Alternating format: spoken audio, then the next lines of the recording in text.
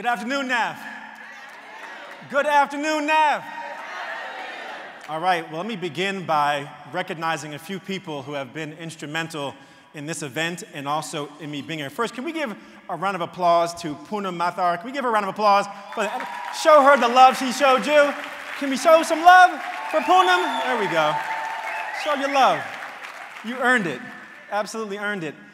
To your distinguished president, J.D. Hoy, give her a round of applause for her leadership of this organization. Rock star. Rock star. She's dancing if you can't see it. To my good friend, Lisa Doogie, who's the vice president of marketing and communications, who invited me to be here. So if you like what I say, give her credit. If you don't like it, you can blame me, all right? Give Lisa a round of applause, please. Show your love for Lisa. All right. And last but not least, one more shout out from Marriott for what they're doing for NAF. Shout out to Marriott. Excellent work. So let me begin by saying this, that in many ways, I am a product of the work of NAF. Now, I did not participate in an academy, but I did participate in a program like an academy. I grew up not too far from Trenton, New Jersey. There was a General Electric facility nearby my high school, and every week, a select group of students, primarily minority students from my high school, would get bused over to GE, where we would get exposed to engineering, science, technology, math, and a whole range of what it meant to be in industry. And that experience of being a part of that minority engineering program, which dates back more years than I can count, is what opened the door for me to go on to study engineering at Rutgers University to earn my bachelor's, to go on to Oxford University to earn a Rhodes Scholarship, the first African American from Rutgers to win a Rhodes Scholarship, where I studied computer science. Having studied computer science at Oxford, I came back to the US. I worked for a corporation designing cell phones when they were just being introduced to the marketplace, and then went back to grad school and got completely carried away. I went to MIT, where I earned another master's in engineering. I earned an MBA, and I earned my PhD. I've got 5 degrees, more degrees than a thermometer, yes. And now today, I serve as chairman and CEO of my own entrepreneurial venture, BCT Partners. I've been in business now for almost 25 years. Started my first company when I was in high school, if you can appreciate that. And I'm perhaps better known as being the winner of the 4th season of the reality television show, The Apprentice with, yes, Donald Trump. I won't even get into that.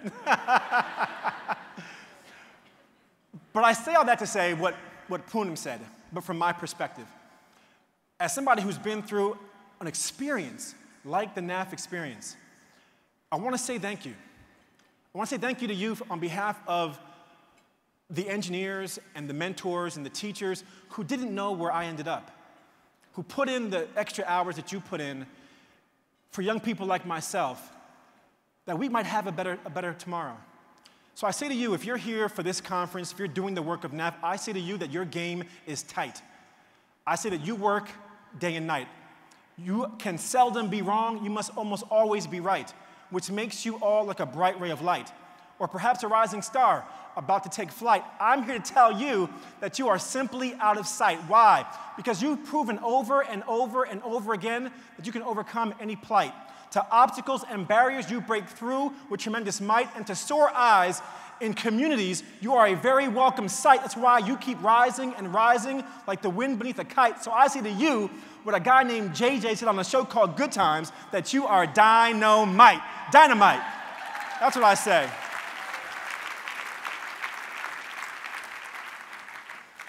And so what I want to talk about for the time I have with you, across all of my varied experiences as an entrepreneur, as a Rhodes Scholar, as the winner of a reality television show, what has not been most valuable to me has not been the things I've done, but rather the way that I think. I don't take credit for how I think.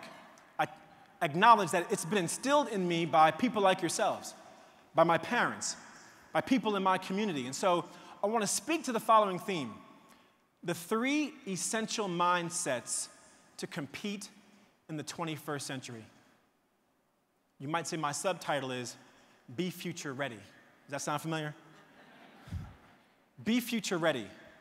The 3 essential mindsets to compete in the 21st century. Now, before I talk about the 3 mindsets, let me talk about 3 trends that set the stage for the mindsets. The first trend is the economy. This audience knows as well as I do, we have been living in difficult economic times. We have seen the downfall of several multinational, long-standing corporations we never dreamed would have fallen to the wayside. It started with Enron, then Lehman Brothers, then Circuit City filed bankruptcy. Even my former employer, Trump Entertainment Resorts, even they have filed bankruptcy despite what Donald might tell you. Which only vindicated my decision to leave Trump Entertainment Resorts and go back to my firm, BCT. Last time I checked, we're not filing bankruptcy, okay? He's fired, I'm hired. Don't tell him I said that. But the implication of the economy, and this audience knows what I'm talking about, is that we are all being asked to do more with less, right? And as a function of that, those who are able to figure out how to make do with limited resources, scarce resources, those who can figure out how to do that will be competitive in the 21st century. Those who cannot will not. You can accept this, or you can move to the 51st state of the union, the state of denial. The second trend, technology. Again, you are no stranger to this trend. From CDs to DVDs to MP3s to PSPs to HD TVs, our world today is radically different than it was, say, just 10 years ago. From iTunes to iPods to iPhones to iPads, sometimes I wish that I had some iTime for iPeace and iQuiet to get some iSleep. He said, I heard that.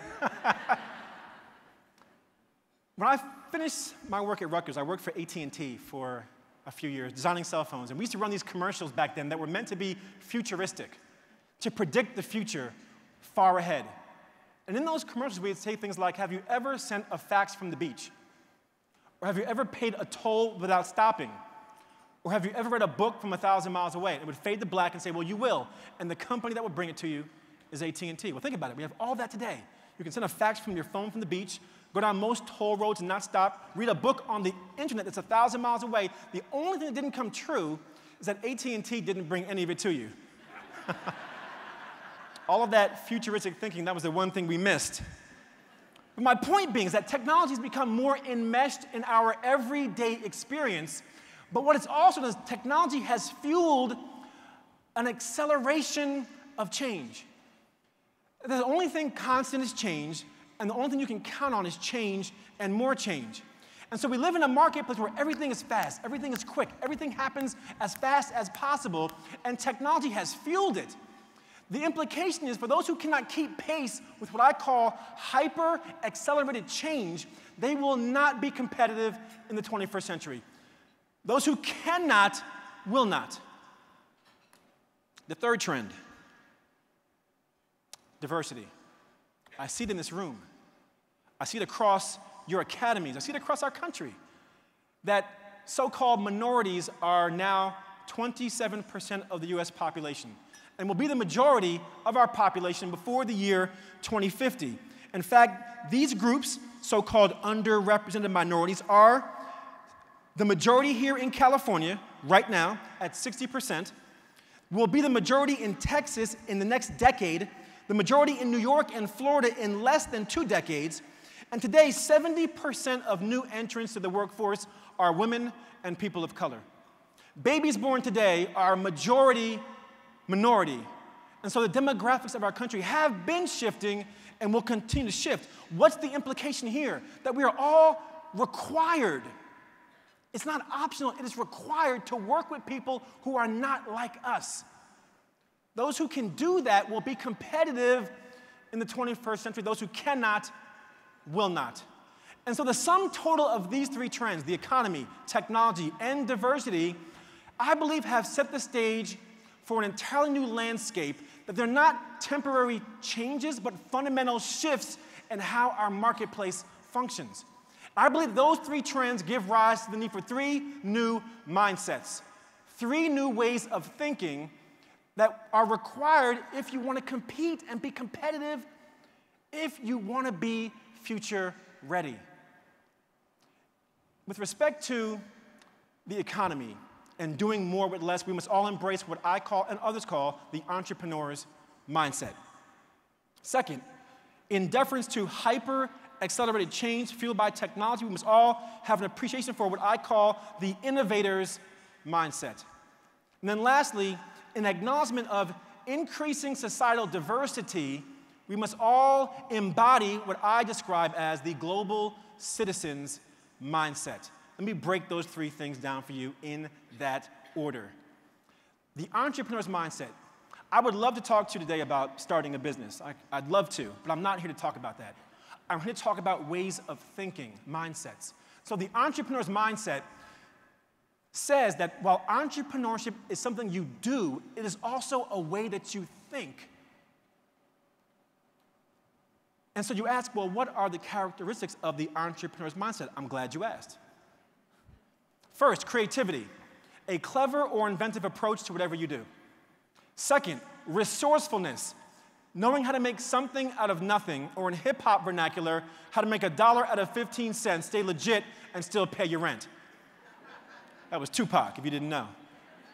Somebody knew that. Shouts to Tupac. Third, first, creativity. Second, resourcefulness. Third, courage, the belief you can achieve whatever your mind can conceive. Fourth, resilience, the ability to bounce back from a setback. And then fifth, finally, and perhaps most importantly, passion. Boundless enthusiasm for whatever you do. When you embody those 5 characteristics, creativity, courage, resilience, resourcefulness, and passion, you think the way entrepreneurs think. So it begs the question, when we think about students, is this a mindset that they bring to the table? I would argue that the answer is yes. I believe that students naturally embody the very 5 characteristics I've described to you, and there is no better example than looking at what students have done in the world of business over the past few decades. I assume most of you know that Bill Gates started Microsoft as a student at Harvard. I assume you know that Michael Dell started Dell Computers as a student at the University of Texas. Did you know that Nike was founded by a student athlete and his coach, University of Oregon, and where is Nike headquartered? Oregon. Did you know that Pizza Hut was founded by a student? How about Subway? Founded by a student. Does anyone remember when Kinko's was called Kinko's? Did you know Kinko's, which is now FedEx Office, was founded by a student? But do you see the pattern? Pizza, sandwiches, photocopying, technology. You see the pattern? Sneakers, it gets better. Of course, Facebook, founded by students. Google, founded by students. Yahoo, founded by students. And then my best example, Federal Express, overnight mail. Fred Smith, who founded FedEx, wrote a paper in school on the concept of overnight mail, and the teacher gave him a C. Said, you've lost your mind. There is no way you can get mail overnight. You get a C. And so Fred Smith did what students do, because you see it every day in NAF. Students said, you can't tell me what's not possible. I will show you what is possible. And today we don't know a world without overnight mail. And if that teacher knew then what we know now, they could have said, I will see you at the bank. Might have made some money on the deal. Sean Diddy Combs, Bad Boy Records, Howard University, Russell Simmons, Def Jam Recordings, City University of New York. The list goes on and on and on. Students have been transforming business by embodying the entrepreneur's mindset. So how do you make the mindset practical? Very simple. First, you as NAF, you bring passion every day to the work that you do. Why? Because it becomes infectious when you bring passion. It rubs off on your colleagues. It rubs off on your students. You heard Poonam say, we don't know why you chose the work or what called you to the work. The 2 most important days of your life, the day you were born and the day you figured out why you were born, then you are here and not for a reason. And as a function of that, you bring the passion to this work that brings that energy to students that gives them the belief that they can achieve whatever their mind can conceive. The second thing you do, because again, if you think like an entrepreneur, two things that I think like an entrepreneur. First is I don't do anything professionally if I don't bring passion. I won't pursue a venture with no passion. No passion, no point, no passion, no purpose, no passion, no pursuit. Second thing I'll do is, look at these pictures right here. Well, let me give you a quote. Oprah. When you bring passion to what you do, you will never work another day in your life. It's a great quote here from Oprah. When you love what you do, you will never work another day in your life. Or in the words of the great scholar and philosopher, Flavor Flav. Somebody say, yeah, boy. Yes. I'm the only speaker who's quoted Tupac and Flavor Flav, okay? Let's be clear. In the words of Flavor Flav, what we need is awareness so we can't get careless.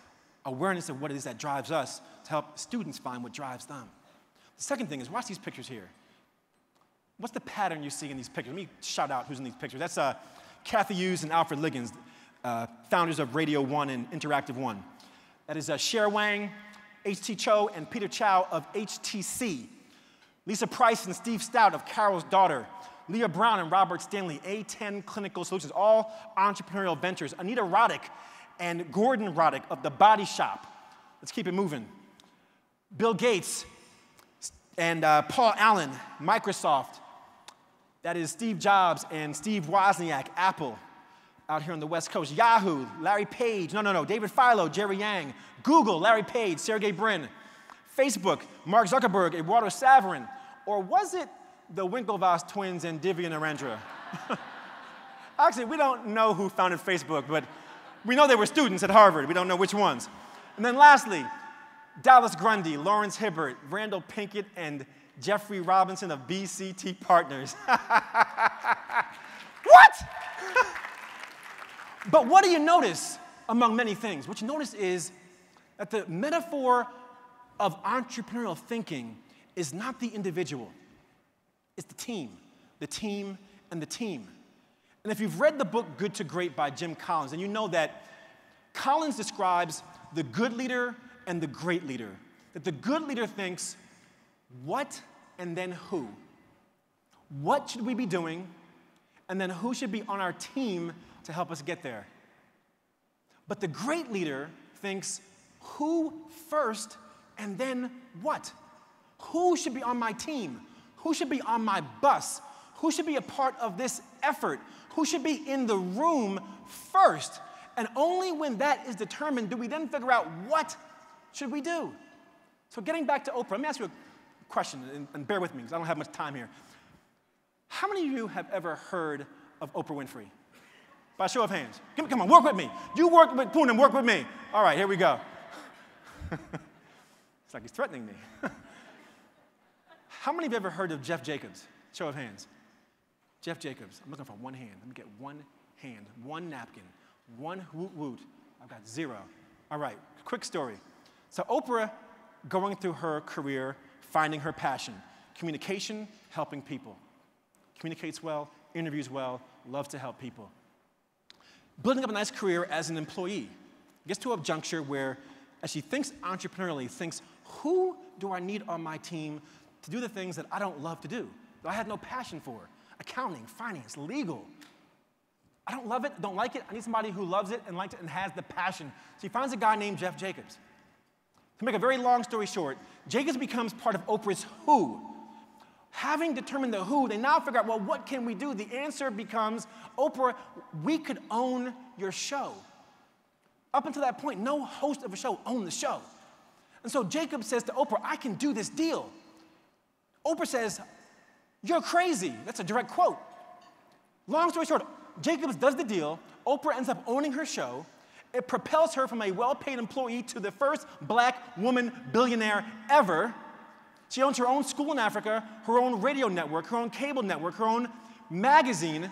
She's the only person I know who puts herself on the cover of her magazine every month and still sells copies. That's a bad woman. Come on, that's a bad woman.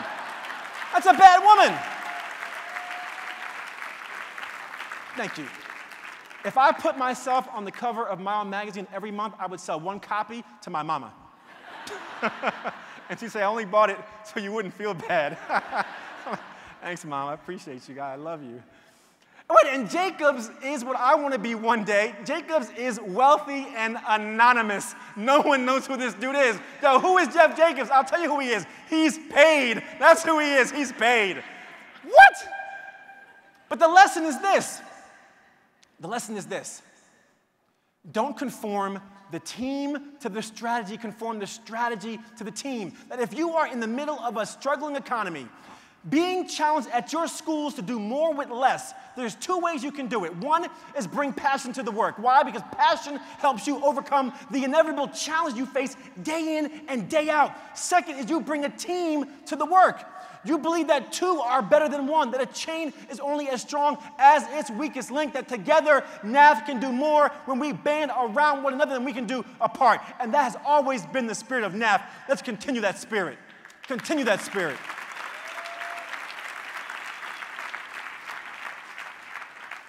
Here's a great summary quote. Somebody out there will appreciate this.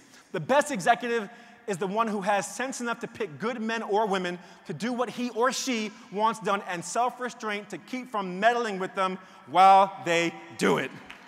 Somebody said, amen. All right, I got to move on. Here we go. Second mindset. No, hit that back for a second. Second mindset. First mindset, entrepreneur's mindset. I'm going to spend less time on the last two and do what my mama said. The 5 B's. Be brief, brother, be brief. So here we go.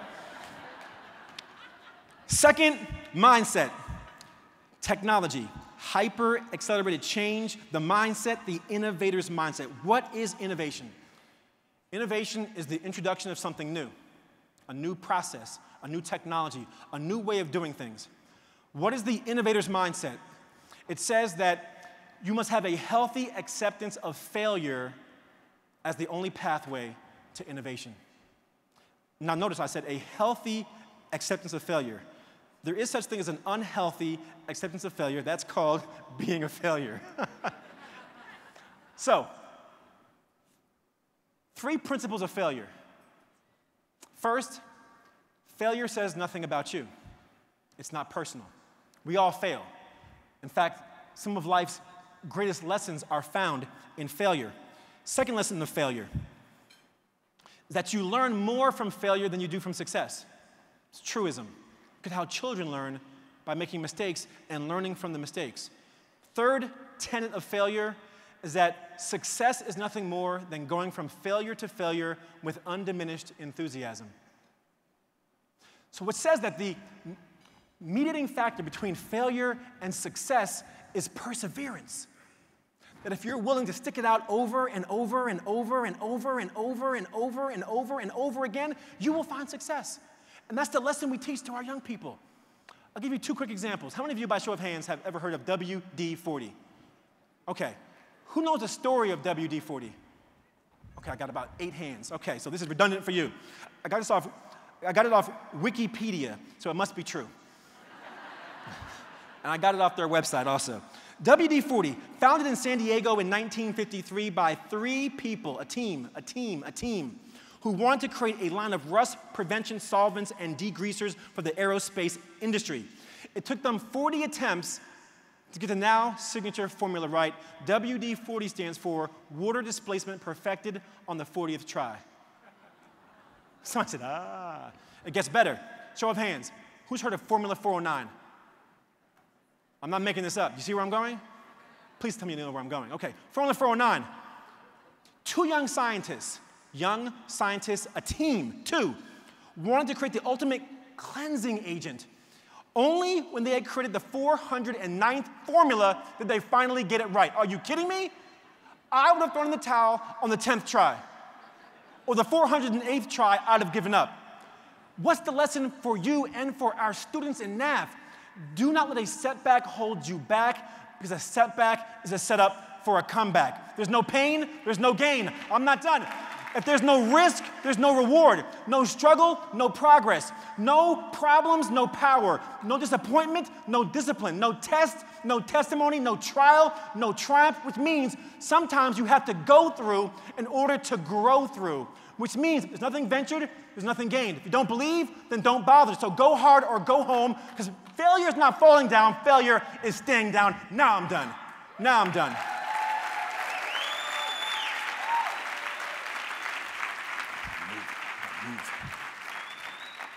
So how do you make the innovator's mindset practical? Two things. First, what you're doing in NAF, project-based learning, experiential learning, hands-on learning, teaching young people trial and error, iteration, learning by doing, and learning by making mistakes and then correcting it and fixing it to say that, guess what? It's okay to make mistakes. People aren't afraid of failure. They're afraid of the consequences of failure. Remove the consequence, you unleash their innovation potential. Second thing you do is teach young people to fail fast. There's no badge of honor for failing long or taking forever to fail. You don't get extra points for failing long. If you're going to fail, fail fast, because the faster you fail, the faster you get to success. Summary quote, so I can move on and get off the stage. To win without risk is to triumph without glory. It's a great quote. All right, the last mindset.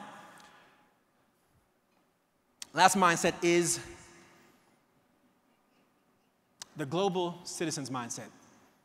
The innovator's mindset says that if you want to be future ready, accept failure.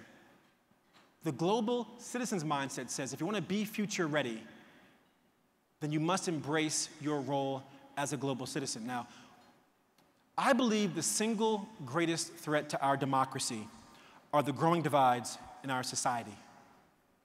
I'm talking about the gap between the haves and the have-nots, between the wealthy and the poor, between the rich and the rest, between old and young, black and white, gay and straight, Democrats and Republicans, agnostics and believers, Fox News versus MSNBC versus CNN, and then the longest standing, deepest divide in our modern society, iPhone versus Android.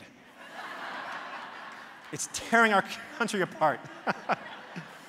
But the danger of what I'm calling communities of the like-minded, hear me, communities of the like-minded. The danger of communities of the like-minded is that we tend to associate with people who are like us. There's nothing wrong with that.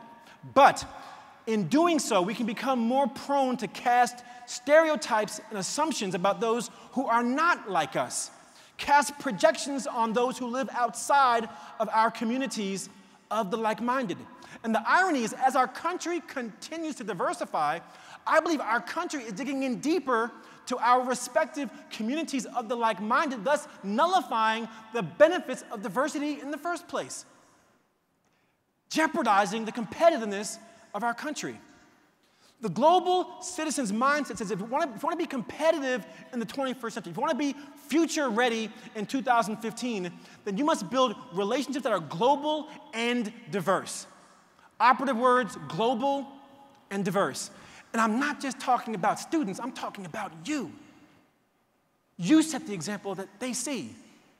So I'm not saying you have to have the most diverse network or relationships, I'm saying you have to have diversity in your network and in your relationships. And it has to be at a level beyond the superficial. At a level where you're getting to know people for who they are, where they come from, how they see the world, and not just at a cursory conversational basis. So the way you make the global citizen's mindset practical is to take the time to learn about the culture of others at a deep and personal level. When I lived in England on the Rhodes Scholarship, I would invite people to my on-campus, humble, broke-down apartment to teach me a dish from their country. It wasn't my idea, it was my mother's idea, because I went to England and lost weight because the food didn't quite agree with my palate. But in inviting somebody from another country to my apartment, what I learned was not just a great dish. I learned about their culture, their background, their history, their experience, that now when I go to Jamaica or Mexico or China or Japan or Brazil, I know a dish, and that's great, but I have insight to the people. And that makes me a better person. And it also makes me a more competitive leader. And so the global citizens mindset is one that I challenge each of us and myself to move beyond our comfort zone, to meet new people on a regular basis, to travel to places you probably wouldn't otherwise go, to attend meetings of organizations that you wouldn't otherwise attend, to leverage technology to connect with people, but to translate those connections into meaningful, deep, insightful relationships. In closing, I'm going to tie all this together. Back to my introductory remarks, I talked about the challenges of a struggling economy, hyper-accelerated change fueled by technology, and increasing societal diversity, and that these three trends give rise to the need for three new mindsets: the entrepreneur's mindset, the innovator's mindset, and the global citizen's mindset. If I had to sum all this down into one word, that word would be commitment. A commitment to making these tenets a priority not someday, but on Monday. Principles like passion every day for the work you do. Principles like level 5 leadership of thinking who first and then what, and not what and then who. Principles of accepting failure as the only pathway to innovation. And principles like moving beyond your comfort zone to build relationships that are meaningful and diverse and global, set an example for the very students that we serve. I'll close out with one final quote, or maybe two. The first one is here, that we might have come on different ships, but we're in the same boat now. We're in the same boat now. My last and final quote is the following. It's my favorite quote of all time. It says that we are not meant to see through each other, but to see each other through. That we're not meant to see through each other, but to see each other through. So let's all recommit today to the entrepreneur's mindset, to the innovator's mindset, to the global citizen's mindset. Young and young, black and white, gay and straight, agnostics and believers, all of us, let's recommit. And let's recommit to doing it and not seeing through each other, NAF, but doing what NAF has been doing for so long, seeing each other through. God bless you, and thank you for having me here. Thank you.